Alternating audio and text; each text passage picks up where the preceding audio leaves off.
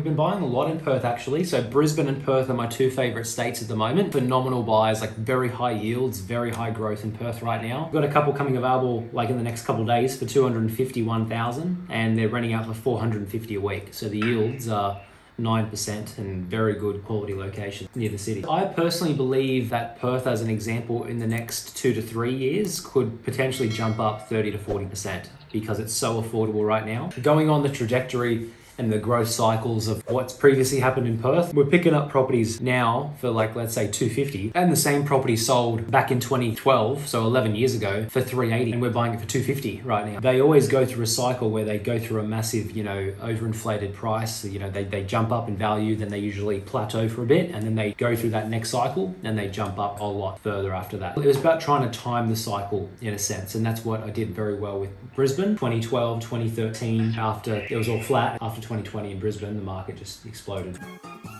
You probably noticed that we're buying mainly in Perth and in Brisbane. On average, we secure and negotiate 3 to 5 new properties every single week. Basically, we'll always look at a person's scenario and situation first to try to figure out and ascertain what they need in terms of what property they need next. In terms of your borrowing capacity, let's say we're going to start off with presenting you properties between 200,000 to 350, hypothetically. Basically, if you're open to different states, because my personal favorite state at the moment is Perth and the second is Brisbane, but they're both really good markets to be buying in. Perth, I just believe, has higher rental yields and will likely have more growth in the short term. On average, 3 to 5 properties coming available every single week. Realistically, the properties that we're working on at the moment, between 200,000 to 350, we're actually working on about 4 to 5 properties right now in that price range. Some of these will be finalized as soon as Friday or Saturday, could even be sooner. How it works on our end, like we always get the property negotiated first. When we present you the property, it's already been negotiated, and it's negotiated at a point based off what other ones are selling for. When we're negotiating it, we basically see, all right, if other ones are selling for 350 to 370 on average, well then we know it's only worth buying this property if we can get it for 305 or 310, because that way we can show you